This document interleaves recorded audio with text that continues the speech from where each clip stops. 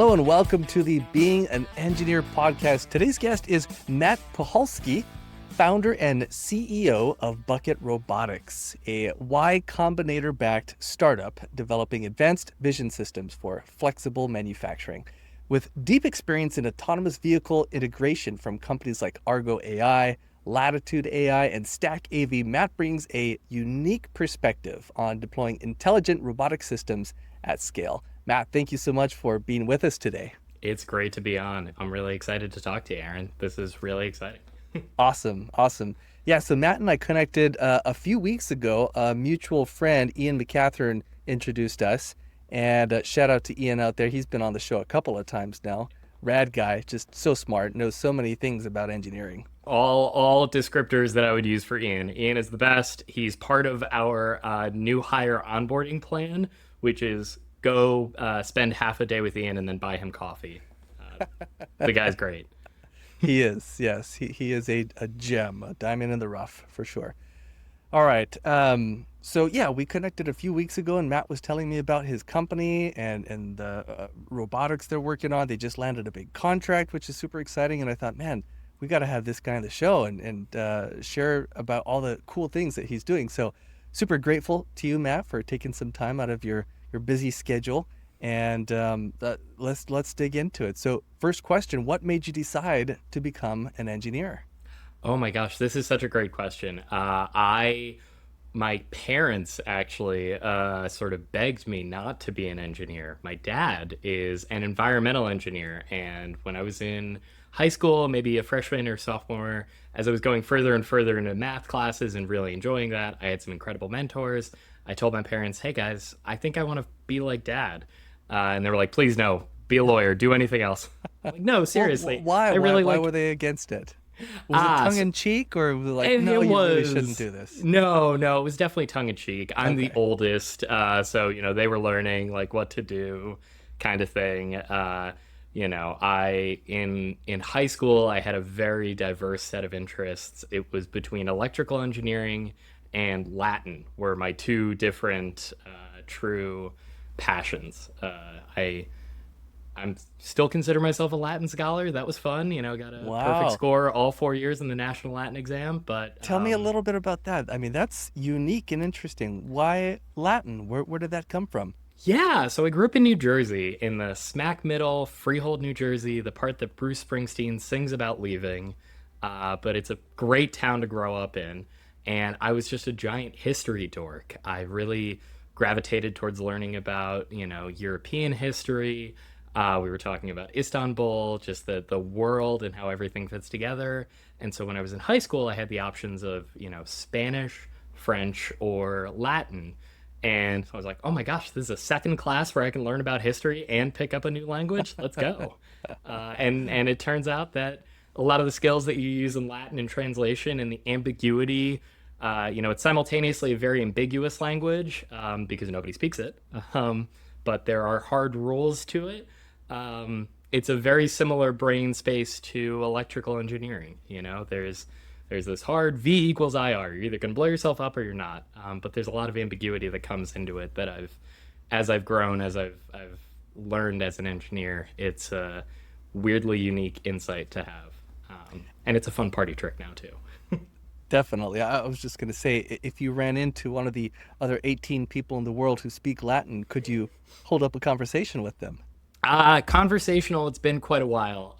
But I do really enjoy, when I'm in a museum, less and less these days. I sort of gravitate towards the Greek and Roman section to try to see if I can still, read a transcription. It's always the pluperfect. That's the part, Arama Rasarat. That's awesome. Mr. Cavicchio, my Latin teacher, if he's listening, I'm sure he'll be thrilled that I'm still talking about this. Very cool. All right. Well, you are a man of varied interests, one of which is robotics, and you're currently working on or have already built 3D vision systems for manufacturing. Tell us about that. What is Bucket Robotics? What is your team doing there? Yeah, so at Bucket Robotics, we are automating what seems to be a very automated task, which is visual inspection. So our customers are folks who do injection molding and casting and machining, All areas of manufacturing that have been around for quite a while.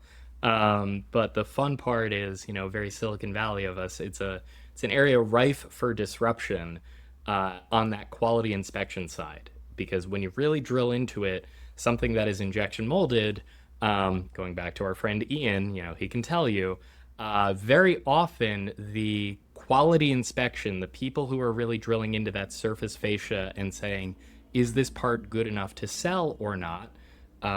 Very often that's done manually and in batches, which leads to one, very disgruntled employees, and two, a lot of inefficiencies in your production because you can't check every part. And so you may see a defect and then wind up having to bin, an entire Gaylord, like hundreds of parts because you don't want to bother sorting through. So we solve that at Bucket Robotics with starting from simulation of the part. We take in the step file, and you can then build a model of what good and bad looks like without having to wait for lots of components to go down the line. Uh, so it was a So long answer. traditional vision systems, which I'm familiar with because we work with them quite often here at Pipeline, you might want to train it. Like you'll have what's called a gold standard part, and you'll train the vision system on this part. You'll get 30 perfect parts, 30 gold standard parts, and pass those through the vision system. And now the vision system starts to learn where the edges should be, where the features should be, all these things. But you're saying at Bucket Robotics, you have figured out a way to circumvent that potentially lengthy and expensive process because you have to have actual parts by using the CAD model. Is that accurate? That's exactly correct. Yes. So the problem with the golden sample method that folks like Keyence or some of the other huge players in vision, one that's predicated on waiting for those parts to be manufactured, and number two, one of the big problems that you'll see is 30 golden samples can very quickly turn into 300 or 3,000 as soon as you enter into differences in colorways or variability in how those are produced. And again, right, that's somebody who has to wait for those golden samples and then program your robot and then give you that feedback loop. By starting from the step file, you have your perfect golden sample, which is, you can't get anything better than at that engineering reference. And then from there, we can take it and, not just generate 30 or 300 or 3,000, but 30,000, 300,000 images of what good and bad looks like from the go.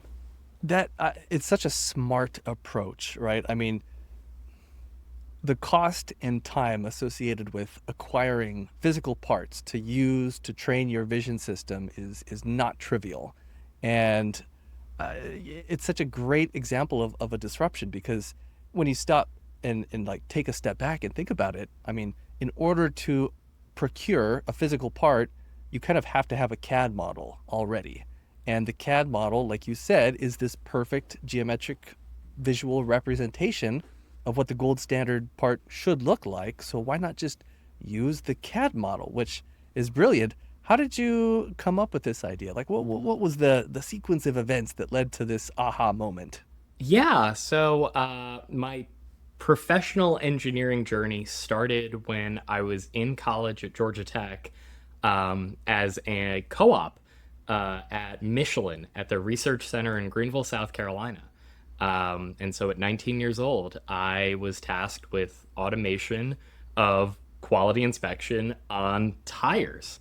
And so, again, as you and most of your listeners could probably guess, an intern project and automation was here's an Excel spreadsheet, write a macro and make it a little bit more efficient, right? We still Yeah. have this very manual process. But that really stuck with me. That really, really, sat in my craw of like, oh my gosh, do you know how many people with flashlights exist? Double checking, which is great. We want tire safety. Like that's, should make you feel good about like by Michelin. But just the monotony and the boredom and the horrible, um, that was always there. And so I was very lucky to have worked on several different self driving car companies. And I've seen the bleeding edges of what computer vision can look like.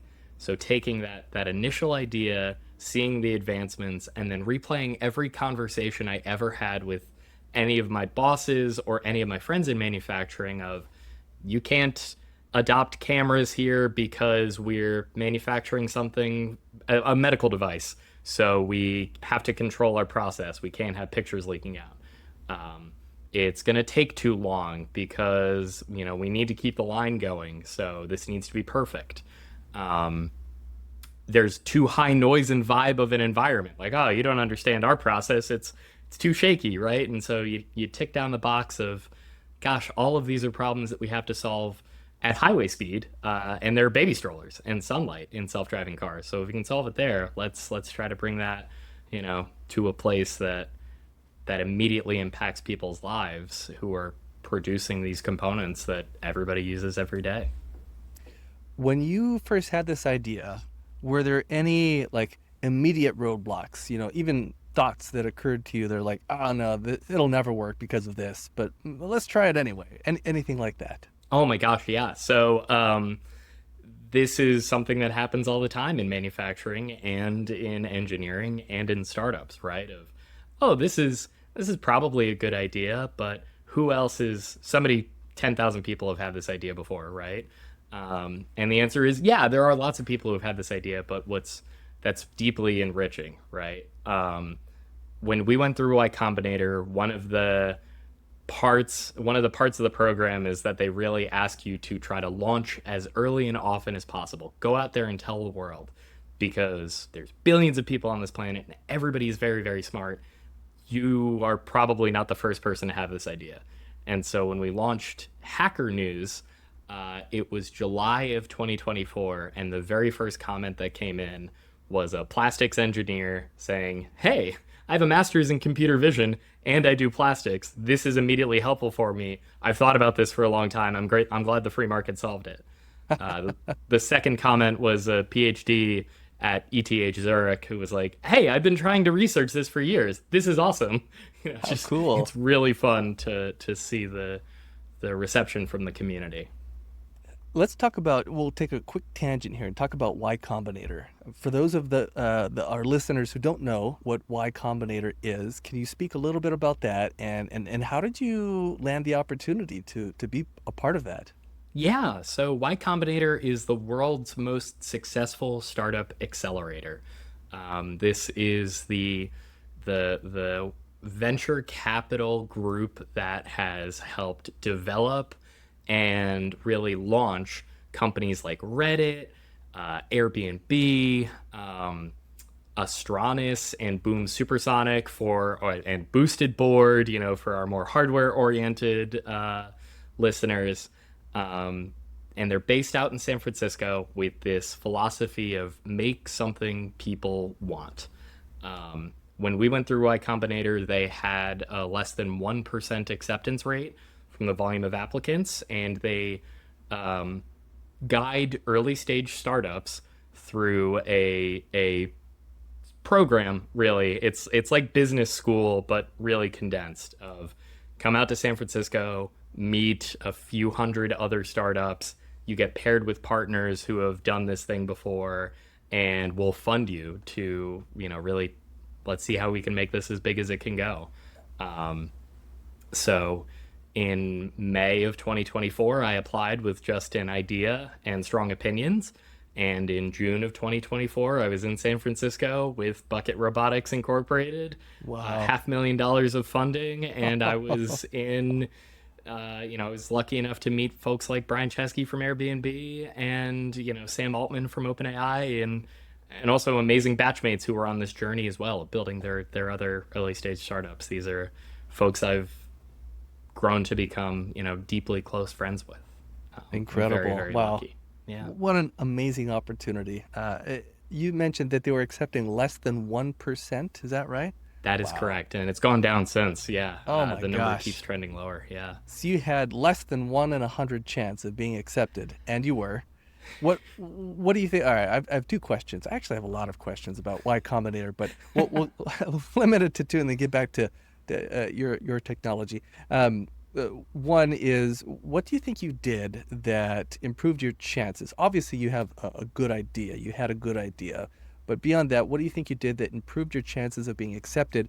And then the second question is, what are one or two things that you learned at Y Combinator that you feel like were the most impactful things that you learned? Yeah, so it's funny you say that. The idea actually is the thing that matters the least for Y Combinator. Mm, What they really love to fund is the founders and how big of a problem space you are playing in. People who are like deeply militant about this is my idea, it needs to come through the world. Very often you learn that like yes, you're probably correct, that idea should happen, but not in the form factor that you want. It's much better to say this is the problem that I want to go tackle, and I am the person to do it. So why me? So I was the integration and reliability guy for Jeepers. Okay, so I was at Argo AI, that was Ford and Volkswagens. So I've done Fords and Volkswagens and Ford again, and then Peterbilt trucks and also Nikola vehicles. So I've deployed on so many different form factors. That's unique, Matt, but like that's okay. That's whatever. Um, but the problem space of manufacturing and having deep empathy of like, God, it's a really shitty job to be a quality inspection person whose whole job is to say, is there a burn mark on this part? And to have that experience of, yeah, I've seen what good computer vision looks like. Let's marry those two together. That was, I think, what led me to, or bubbled my application up, and then from there it's just pure blind luck, kind of thing. Right place, right time. nice. I also love that you say Volkswagen. You actually know how to pronounce it, which I don't. It's not like I'm speaking from any level of superiority here. I appreciate people pronouncing things correctly. No, of course, yeah. I spent a year of my life making the ID Buzz autonomous with the Argo and Volkswagen team. So it's Very really cool. cool to see those out on in the world. Yeah. Very cool. Okay, so second part of the question, what were a couple of the most impactful things that you learned at Y Combinator? Oh my gosh, yeah. There were so many different insights. I was so lucky. And they definitely seem obvious, but it's just very different to, have somebody question you in front of you, right? One of the biggest things that Y Combinator really drilled into me is to always talk to customers, constantly be focused on what is the problem that you're solving. So even though I moved out from Pittsburgh, Pennsylvania to San Francisco for the program, I spent more than half of the batch flying to different cities around the Mm, country. And, I would find a meeting on LinkedIn with some operations manager or quality manager, wake up at 5 o'clock in the morning local time, go to the Krispy Kreme, get 2 dozen donuts, show up, as early as possible at 6:30, when first shift starts, have the meeting, learn about the problems, and then ask, hey, what are your three tier ones that are immediately close to this facility? And then I would go to the next one, and then go to the next one, and then get on the plane, and then come back here. Um, and so very quickly, you learn people take meetings before 9 a.m. local time. That's the best way if you're a startup. Don't ever schedule a meeting past 9:30, because that's when my day is completely blown apart. I'm sure that's true for everybody else. So if you can get a meeting at 7:30, that's the sweet spot. Um, and then the other insight from Y Combinator is to use your network as much as possible.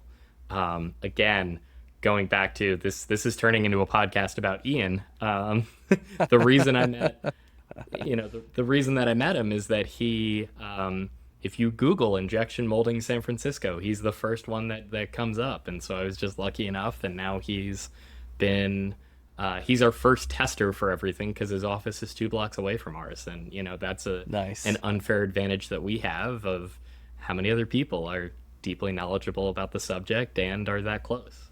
Yeah, It's been great. yeah. Well, terrific. All right, so back to Bucket Robotics. When the team started actual development, what were some of the early technical challenges that you encountered that you had to overcome? Yeah, so one of the big challenges is we're playing in a space where there's one massive, massive player. It's the Keyence Corporation, right?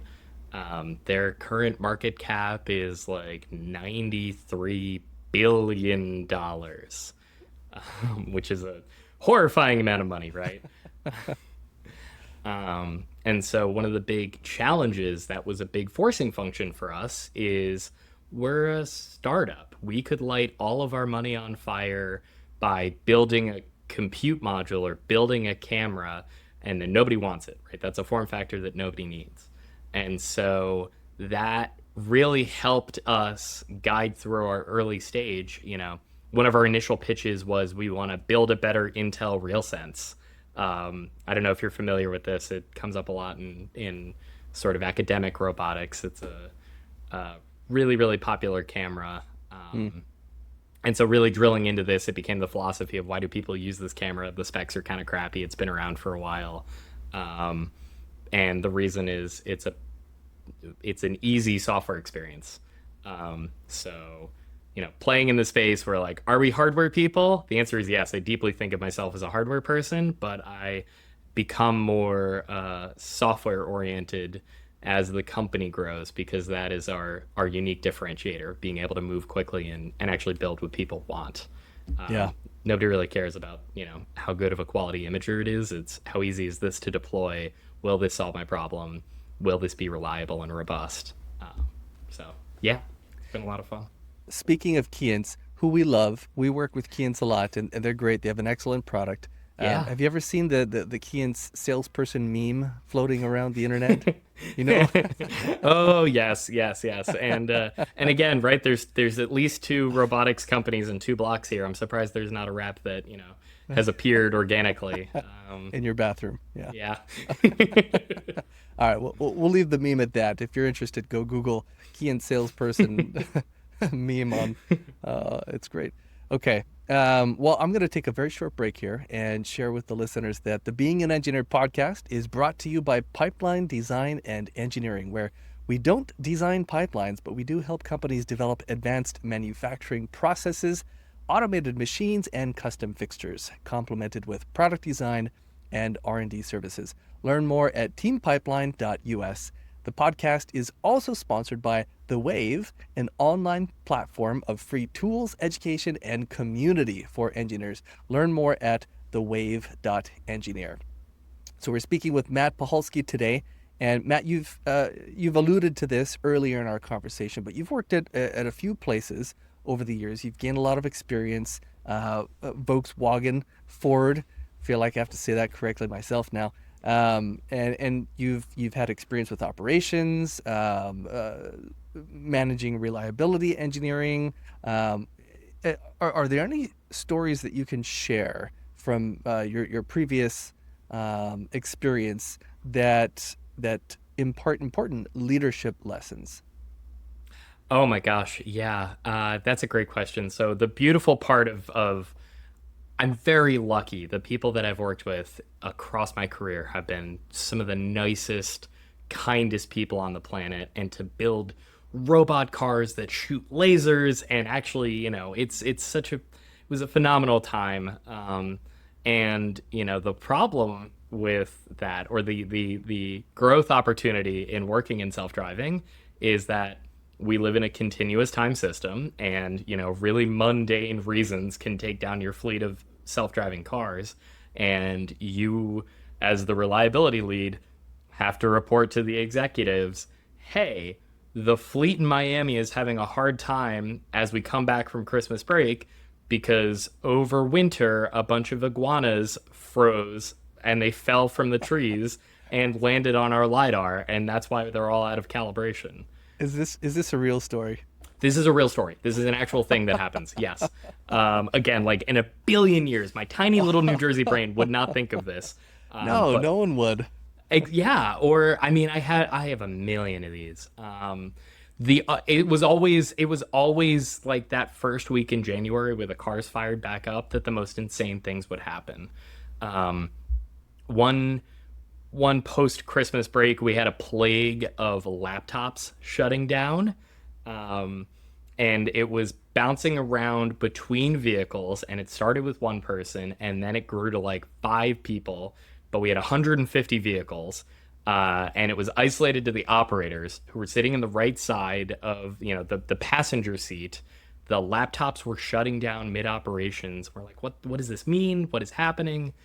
And what we Ooh, traced it to was people got Apple Watches, and left-handed Apple Watch users were triggering the laptop magnet that detected if the screen was opened or closed at just the right configuration. oh, wow. And again, in a billion years, you would never think about this,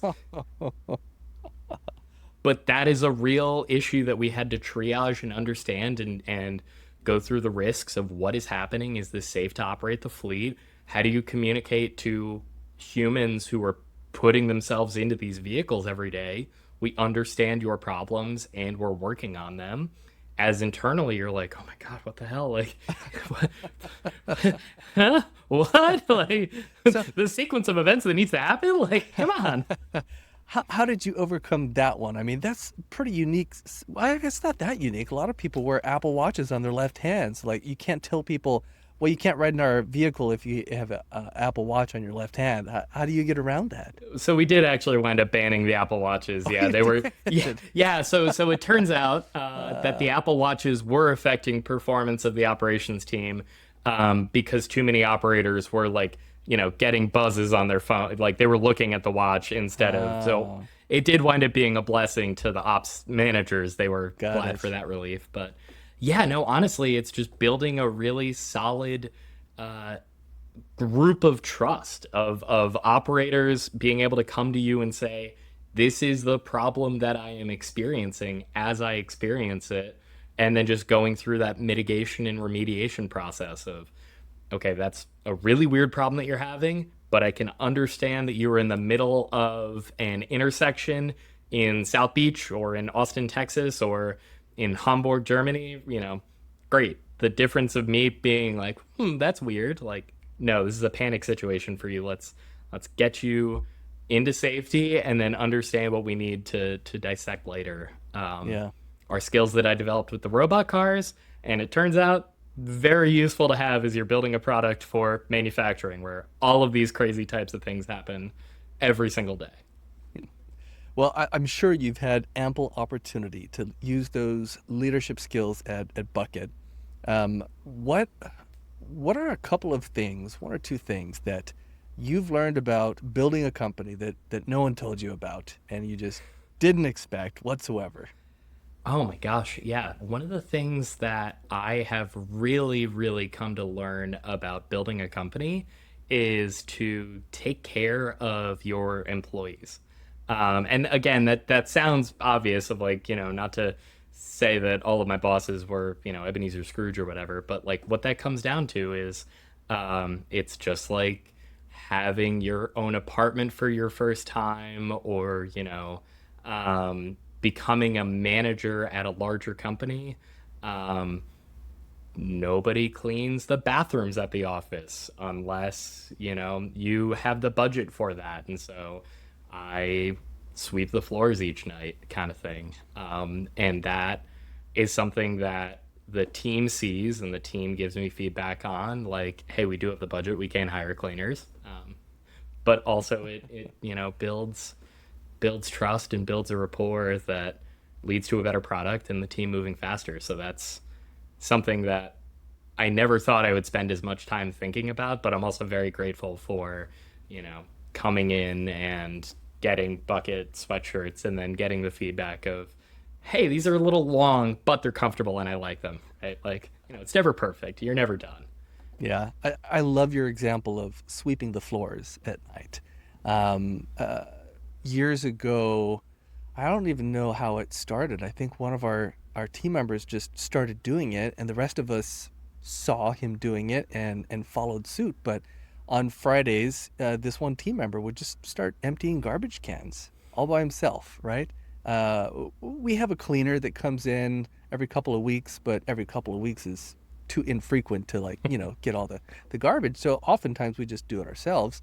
And it started to become kind of like a ritual on Friday afternoons. Like all the team, we'd all just at some point stand up and go around the office and gather all the trash bags out of the garbage and take them out. And it was, I had there was an engineer who worked here at one point, and I remember him saying, not specific to the emptying the trash. I think it was like cleaning up in the warehouse or something. But he was like, that's really not my job, and I shouldn't. My time is better spent doing the engineering and not cleaning up.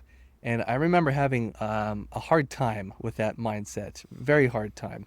Um, and so when it came to this, like taking out the trash ritual, I loved that everyone on the team was so willing to do this. It's not like I got up one day and was like, all right, guys, this is what's going to happen. Every Friday afternoon, you're all going to get up and take out the garbage. No, someone else started it, and myself and the rest of the team, we just kind of followed suit. And it was such a small thing, but it was actually, I would say it was an important part of our building our culture where everyone chips in and like there's, our director of engineering, Mike, when I hired him soon thereafter, I asked him if he was open to doing something. I can't remember. And he said, nothing is beneath me.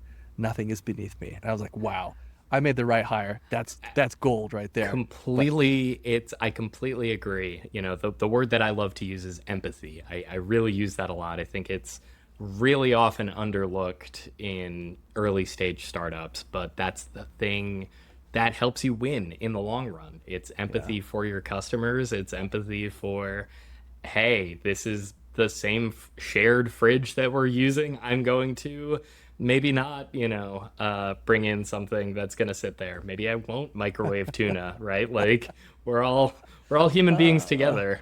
yes, I have stories about microwaving fish as well, but we'll leave that for another day. All right. Well, Matt, looking forward, over the next, I don't know, 5 years or something, what are you most excited about in the field of robotics and vision manufacturing? Yeah, I'm incredibly excited about the future of ruggedized compute and edge devices. This is something that, when I look back and I started on self-driving cars, the answer was, raise $1 billion and then take 200 million of that and get some custom compute that will arrive in 2 weeks or 2 years and, be thankful for it. And now there's compute that you can buy from Nvidia that will arrive from Amazon, right? That's in a form factor the size of a loaf of bread. Yeah. And I see that becoming more and more of the default for robotics companies and allowing people to develop faster and faster.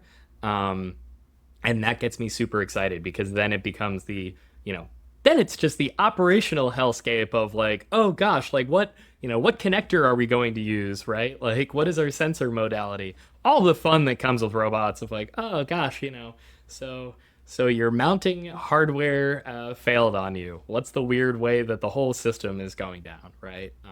But being able to start with that really ruggedized and robust computing is really gonna enable so many different types of robot form factors that I can't wait to see what the next 5 years looks like. So, a continuation to that question, what do you think interaction is going to look like in the future between humans and these robotic systems?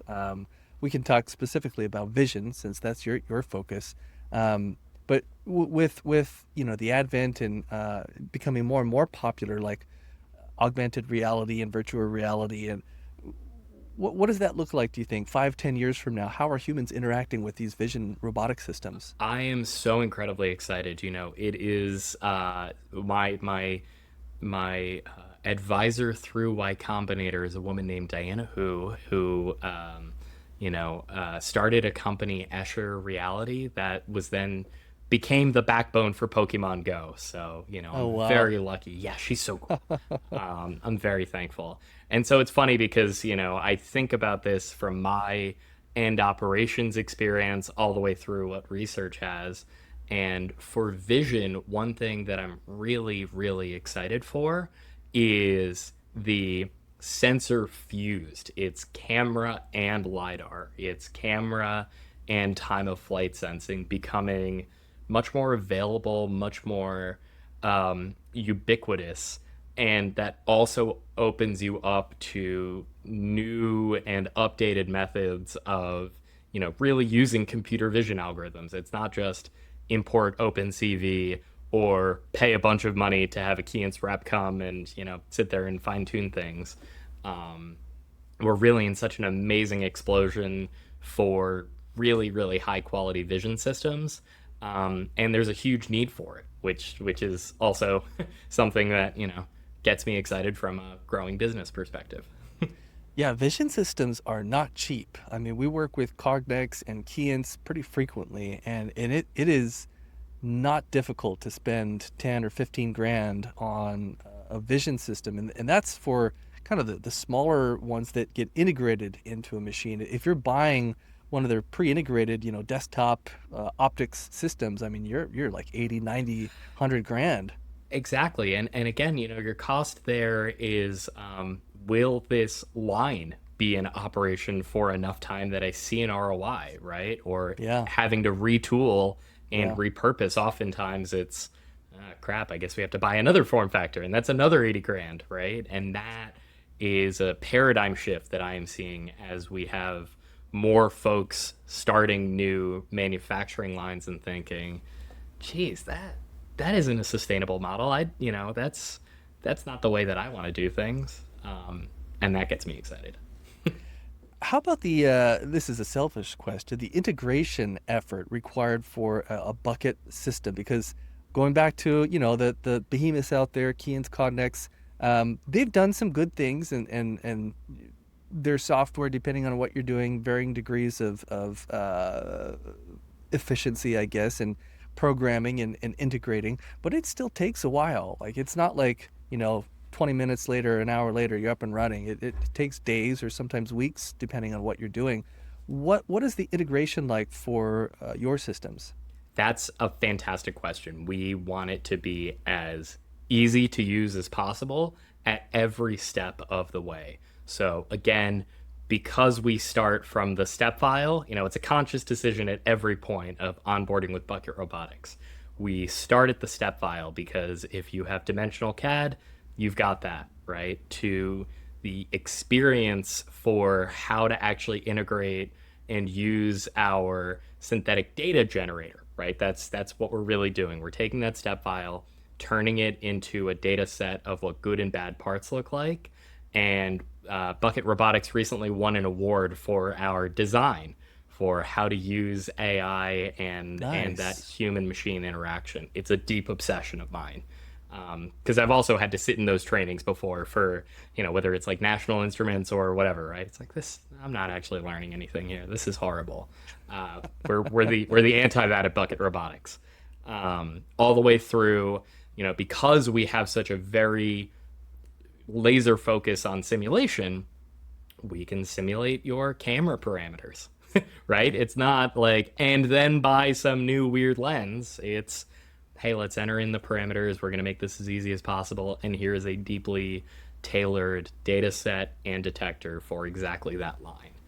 Um, and so this is not 2 weeks. It's more like 2 hours. And again, it's all of the fun of, it's 2 weeks on our end of making sure that we have the flights lined up to the newest facilities. That way we can actually show up with, Bucket Robotic stickers and and donuts, and then we're also more geeks of like, oh gosh, what other problems do you have? Like, we have lots of friends in different startups. Like, how else can we help you?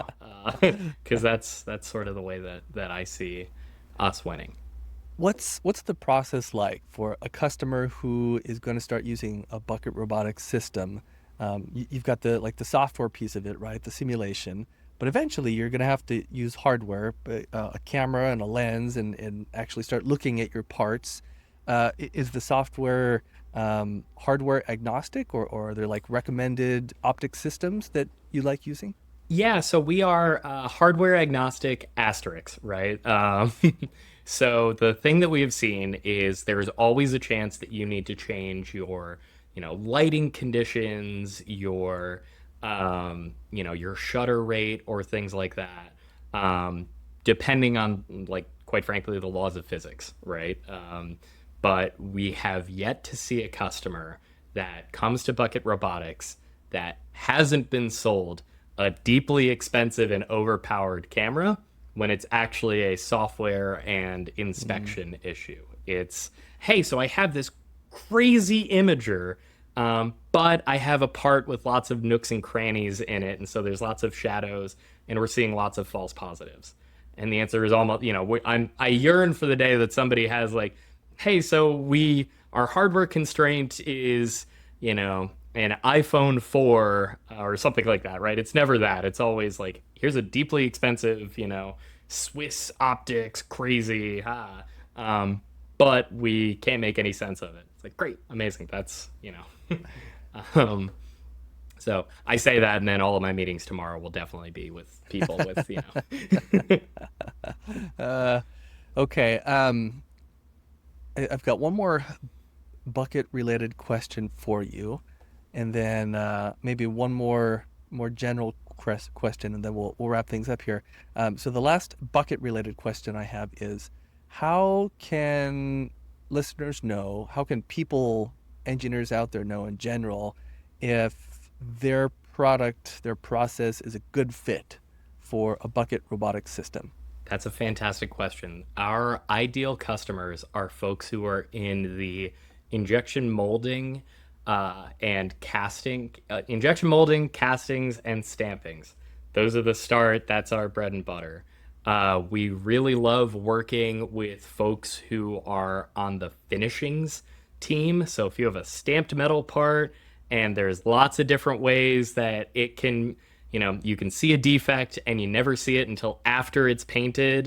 You're like, oh gosh, I just wasted all that time. Or even worse, it's painted and then installed on your subassembly.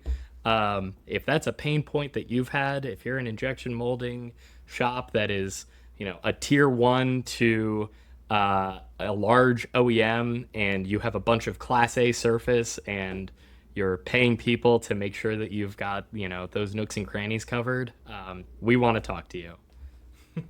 Cool. Um, uh, I guess the corollary to that is what kinds of processes or parts is it not a good fit for? Fantastic. Yeah. So let's go to, I'm sure where the inbox is going to get filled up from. If you're doing glass, if you're doing glass, if you're doing like really 2D planar, so printed circuit boards, the free market has solved that. If you're trying to see if my capacitor is overheated or not, um, there's other products out there for you. But if you're weirdly paying people to, inspect the housing that PCB is going into because all other tools have failed you, those are the folks that I want to talk to. It's my homies in commodities manufacturing. It's Your homies in commodities manufacturing. Greater sentence was never uttered. That's great. All right. Well, Matt, one more. Here's the general question for you, and then we'll wrap things up here. What is one thing that you have done or observed to accelerate the speed of engineering? One thing that I have done that's really helped accelerate the speed of engineering is to write as much and as often as possible. I think writing is such an amazing way to organize my own thoughts and come to a conclusion of, this is the next step that I have for a problem that I am solving. And it's really, really fun. I won't say what my username is, but I'm a big fan of, the injection molding subreddit and even places like that of just, oh, I can be helpful here. Let's actually, writing is such a great way to advance your own understanding of a subject and to leave something for other folks so they can solve their own problems, whether now or in the future. That's a great answer. I don't think I've heard that one on this show anyway. Writing as a tool to accelerate the speed of engineering. You're so right. Right, no pun intended. But I've noticed that um, uh, I've journaled off and on over the years, and recently I started again, thanks to my buddy Jake Kennington for getting me back on track there. But I think it's so amazing that as you start writing, whether it's, personal journaling, reflection, or writing about something technical like a robotic vision system, you start to unlock these insights that seemingly come out of nowhere, right? I mean, they're coming from your brain, but like you never would have had them had you not taken the time to sit down and like write something and really think through whatever it is you're going through. So writing is kind of magic, isn't it? I completely agree. Yeah, I love it so much, and I don't do it often enough. Yeah. All right. Well, you've got plenty of other things on your plate, Matt. All right. I think we'll wrap things up there. So, how can people get in touch with you? Yeah, so you can find me on LinkedIn. I'm at Matt Puchalski. If you're interested in Bucket Robotics, we are at bucket.bot. You can see a live demo, an interactive demo of how to generate a data set at app.bucket.bot. And because I am an engineer myself and the place that I go to learn things is YouTube, we also have a very deep YouTube channel explaining what the problem that we solve, how to work with Bucket. And yeah, I would love to engage with any of your listeners. Terrific, terrific. And that's at Matt Puchalski, Puchalski, which I definitely pronounced incorrectly before we started the show. So thank you for the correction. Absolutely. All right, Matt. Well, this has been great. Super fun talking to you and learning about your company and the technology that you guys are developing. Congratulations on all the success that you've already had and all the success I'm sure is on its way for you and your team. And thank you for spending some time with us today and talking about it on the Being an Engineer podcast. Thanks for having me on, Aaron. I appreciate you. I'm Aaron Moncur, founder of Pipeline Design and Engineering. If you liked what you heard today, please share the episode. To learn how your team can leverage our team's expertise developing advanced manufacturing processes, automated machines, and custom fixtures, complemented with product design and R&D services, visit us at teampipeline.us. To join a vibrant community of engineers online, visit thewave.engineer. Thank you for listening.